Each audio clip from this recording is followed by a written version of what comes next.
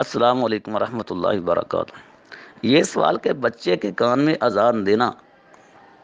اس کا حکم کیا ہے اور اس کا طریقہ کار کیا ہے، اس کے بارے میں دو رائے ہیں۔ اسد بھائی اختصار کے ساتھ میں دونوں آپ کے سامنے رکھتا ہوں اور ان کے دلائل بھی آپ کے سامنے رکھتا ہوں۔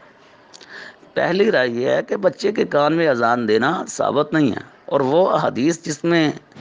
ذکر کیا گیا ہے بچے کے کان میں اذان دینے کا، وہ اس قابل ہی نہیں ہے کہ ان کے اوپر عمل کیا جائے۔ اور دوسری رائے یہ ہے کہ نبی پاک صلی اللہ علیہ وآلہ وسلم کی صحیح احادیث سے ثابت ہے، اور وہ جو کہتے ہیں کہ صحیح احادیث سے ثابت ہے، وہ بطور دلیل ابو داؤد حدیث نمبر 5105 اور مسند امام احمد بن حنبل حدیث نمبر 27230 حضرت عبید اللہ بن ابی رافع اپنے باپ سے روایت کرتے ہیں، کہتے ہیں رأیت رسول اللہ صلی اللہ علیہ وسلم، کہ میں نے اللہ کے رسول کو دیکھا، اذن فی اذن الحسن بن علی، کہ انہوں نے حسن بن علی رضی اللہ تعالیٰ عنہما آپ کے کان میں اذان دی، حین ولدت ہو فاطمہ، جب فاطمہ الزہرا نے آپ کو جنا۔ تو پتہ چلا کہ بچے کے کان میں اذان دینا نبی پاک صلی اللہ علیہ وآلہ وسلم کے عمل سے، نبی پاک صلی اللہ علیہ وسلم کی سنت سے ثابت ہے۔ اور رہا یہ اعتراض کہ وہ ضعیف ہے، تو امام ترمذی نے اس کو صحیح کہا، اور امام حاکم نے جب امام حسین بن علی سے اس کو نقل کیا تو اس کے بارے میں کہا یہ صحیح الاسناد ہے، اور یہ ایسا عمل ہے جو روایت درایت اور آج تک امت مسلمہ کے عمل سے ثابت ہے۔ اور پھر اس کا طریقہ کار کیا ہے کہ اذان دینے کا طریقہ کار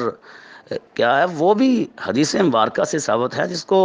ابو یعلا نے اپنی مسند حدیث نمبر 6780 میں نقل کیا۔ حضرت حسین سے رضی اللہ تعالیٰ عنہ آپ سے مروی ہے، قال رسول اللہ صلی اللہ علیہ وسلم من ولد له فاذن فی اذنہ الیمنی، کہ اللہ تعالیٰ نے جس کو بچہ دیا وہ اذان دے دائیں کان میں، واقام فی اذنہ الیسری، اور دائیں کان میں، یعنی کہ دائیں کان میں اذان اور بائیں کان میں اقامت کہے، لم تضرہ ام الصبیان، اس کو کبھی مرگی کا دورہ نہیں پڑے گا۔ تو پتہ چلا کہ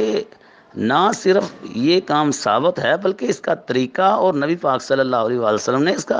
فائدہ بھی بتایا۔ اور دوسرا اس کا فائدہ یہ ہے کہ بچہ جب پیدا ہوتا ہے، سب سے پہلی جو آواز ہے اس کے کان میں وہ اللہ تعالیٰ کے ذکر کی پڑے۔ اور تیسرا اس کا فائدہ عقلی طور تیسرا اس کا فائدہ یہ ہے کہ صحیح احادیث سے ثابت ہے کہ اذان کی آواز جہاں جاتی ہے شیطان بھاگتا ہے، کہ شیطان اس سے دور رہے۔ تو پتہ چلا کہ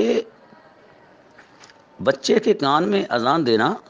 صحیح احادیث سے ثابت ہے، اور اس کا فائدہ بھی ہے۔ اللہ تعالیٰ عمل کی توفیق عطا فرمائے۔